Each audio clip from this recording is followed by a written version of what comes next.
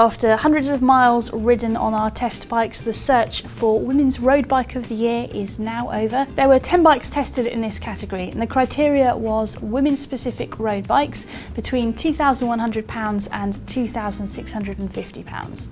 Now, I should note we had to adjust the upper price bracket because over the course of the test period, the price of quite a lot of these bikes went up. Unfortunately, this is probably because of the weakened pound, and most brands are exposed to exchange rate fluctuations which can affect the retail cost. We had two main product testers for Women's Road Bike of the Year, myself and Emily Chappell, a former female winner of the Transcontinental race and a former bike courier turned author. We also wanted to include the views and feedback of the women that these bikes are aimed at, and so to that end we recruited a panel of 6 Bike Radar women readers. Each rider rode at least 5 of the bikes, so all of the bikes on test have additionally been ridden by at least 3 other people. The bikes in our top 3 are all endurance-focused bikes. That wasn't part of the brief, however, and I do want to give an honourable mention to the Specialized Emira, which is a race-focused bike. It's an absolute blast to ride and corners like nothing else.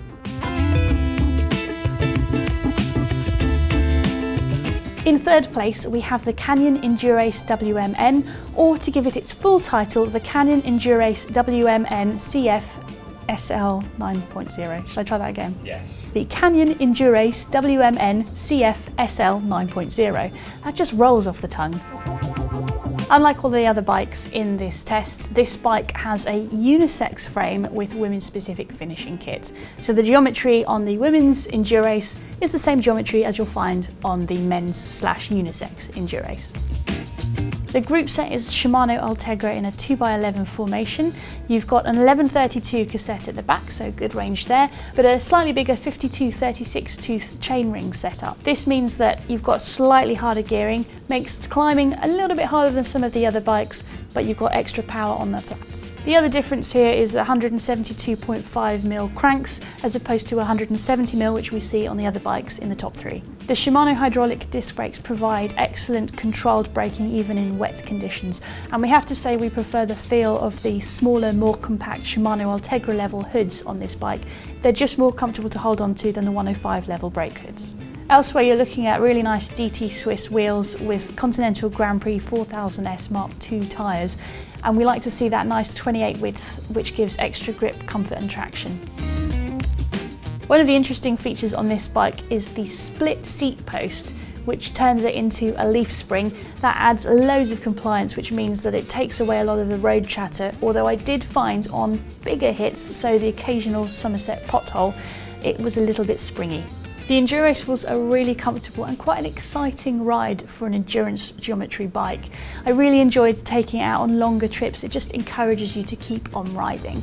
It's not the liveliest bike out there. It is an endurance bike, not a race bike, but it does feel fun to ride. It was also a bike that was very popular with our reader test panel. They all found the stiffness of the frame gave good acceleration. It really powered up the climbs we took it on. On the descents, the reliability of those brakes, the fact that you've got subtle control with a small amount of pressure, meant that everyone felt quite confident letting the brakes off for quite a long way, knowing that they could shave off speed when they needed to. It feels like the philosophy of this bike is to give you a stiff frame, which gives you acceleration and performance, and then bring the comfort in other elements such as that seat post and those fatter tyres. I personally felt, and some of the testers also mentioned, that this bike does feel perhaps a little bit long. It is one of the longest bikes for the size in the test, and we did feel a little bit stretched out on occasion. Now obviously if you buy this bike, if you get a bike fit, you can tweak that to suit yourself, but it is something to be aware of.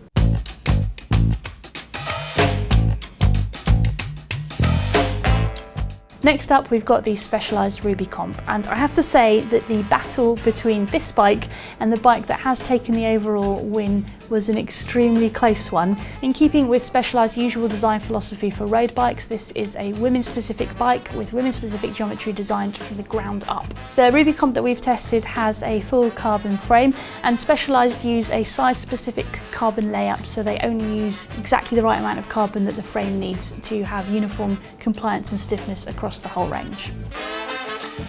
Now, its brother in the Specialized range is the Roubaix, and Specialized claim that the Ruby is a more endurance-focused bike, and they call the Roubaix a more race endurance bike. In terms of gearing, you're looking at full Shimano Ultegra 2x11. At the back you've got an 11 to 32 tooth cassette, and at the front the chainrings are 50 and 30/40. The Shimano hydraulic disc brakes, as you'd expect, provide excellent, reliable, smooth braking, particularly good on the descents, although these do have the slightly bigger 105 level hoods that some of our testers with slightly smaller hands didn't really get on with. One feature that we're actually quite happy to see at this price point with all of the disc brakes that we've found in the test is through axles rather than quick release skewers. At this price point it's nice to see some DT Swiss R470 wheels. They are a budget choice, but they are a good choice.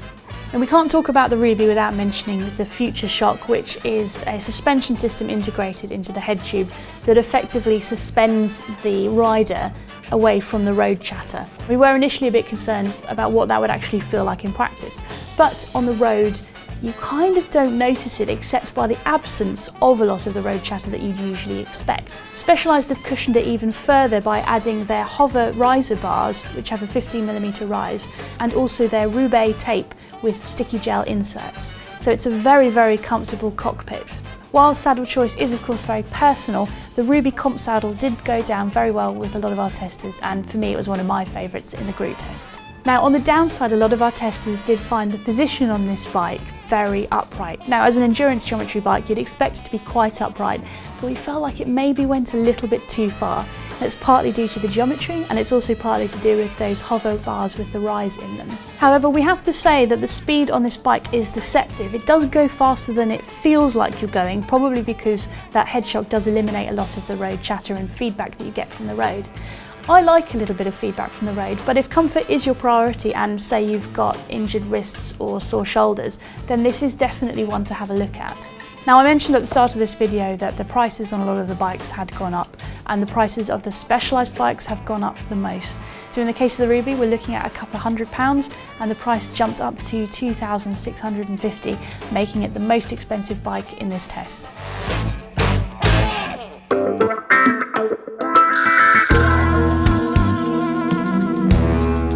So finally, the winner of Women's Road Bike of the Year, and it is the Trek Silk S6. The battle between the Silk and the Ruby was an extremely close one, but in the end, the Silk just pipped the Ruby to the post, and this is why.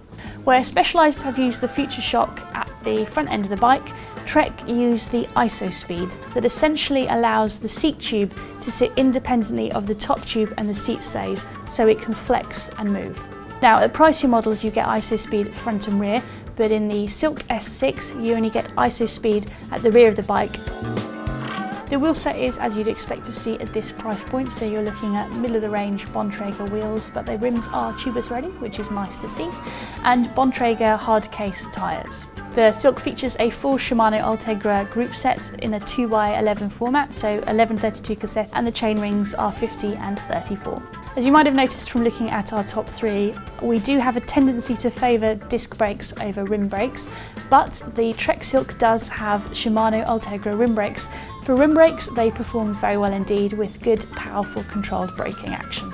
The Trek Silk gives you a really encouraging, comfortable but exciting ride. It's a bike that encourages you to push on a little bit more, so whether that's in terms of distance, in terms of putting the power down, in terms of trying to go that little bit faster, it really wants to get the most out of you, and it helps you along the way. We really liked the performance of that ISO-Speed decoupler. Even at high speeds it took the chatter out without giving too much of a springy feeling like we found with the Canyon, for example.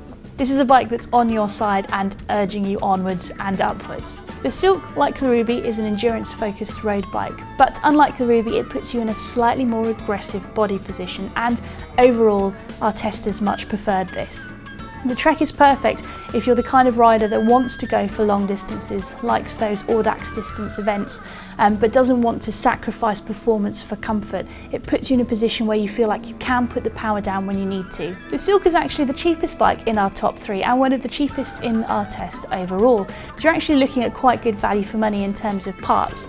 Those savings could be used to upgrade it further down the line. So for example, you might want to go for a lighter wheel set in the future. Your money is going where it needs to go with the Silk, and that's one of the things that really stood out for us. Trek have prioritised getting a frame that works really well for the purpose for which it was intended. So it's comfortable, it goes the distance, it feels great doing it. Now admittedly the component package on the Silk isn't as good as say on the Canyon, but when you're riding it you don't notice. This is the bike we enjoyed riding the most. It's a versatile bike that we'd feel happy recommending to a wide range of riders, and so that's why we've selected the Trek Silk as Women's Road Bike of the Year.